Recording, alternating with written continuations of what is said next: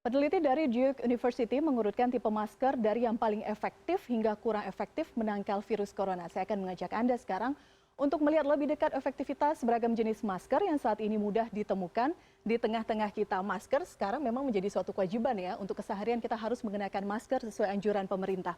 Baik, yang pertama adalah masker N95 menurut Center for Disease Control and Prevention Duke University.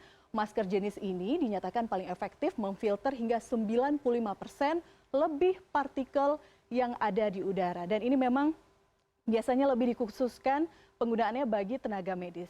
Jenis masker lainnya adalah, ini mungkin yang cukup familiar juga bagi Anda, yakni masker bedah. Masker bedah ini biasanya digunakan tenaga medis dan memiliki efektivitas mencapai 80 hingga 95%. Ini adalah salah satu contoh masker bedah yang mungkin keseharian kita sering menggunakan. Saya akan mencoba sedikit menggunakan masker bedah.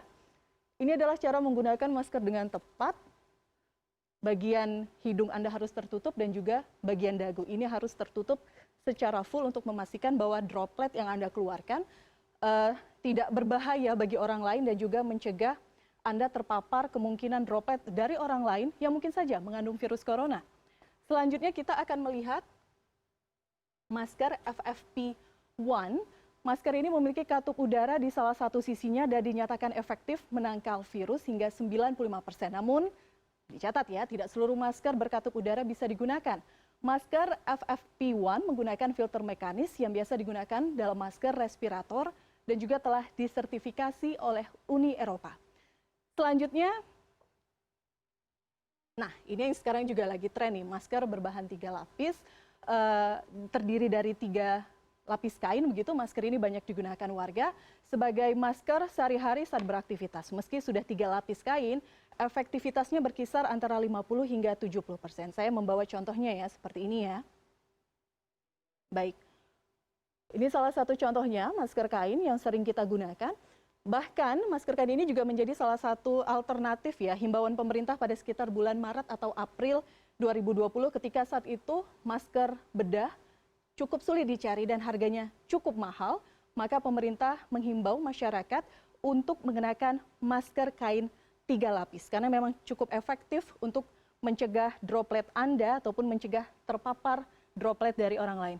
Selanjutnya kita akan melihat, nah ini sekarang yang menjadi masalah. Kita tadi sudah melihat informasinya bagaimana masker scuba dan juga buff ini ternyata efektivitasnya hanya minim sekali karena jenis masker ini dinilai hanya mampu menangkal virus masuk ke mulut dan hidung hanya sekitar 5%. Bahkan kain buff yang tipis dan sintetis, saya bawa ya salah satu contohnya seperti ini, memiliki kerapatan benang yang rendah sehingga tidak efektif menghambat penularan virus. Ini sering digunakan sebenarnya para pemotor juga ya sebelum kondisi pandemi. Dan nah ini satu lagi, saya buka terlebih dahulu.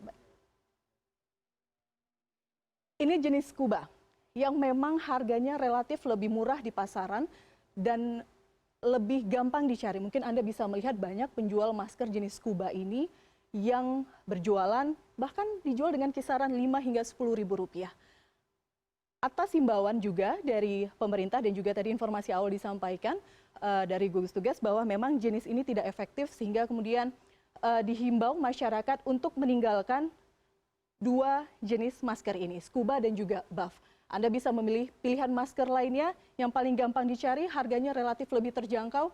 Dan bagi Anda yang ingin tetap modis, tanda kutip, karena kita tahu sekarang banyak sekali variasi masker, Anda bisa menggunakan masker kain.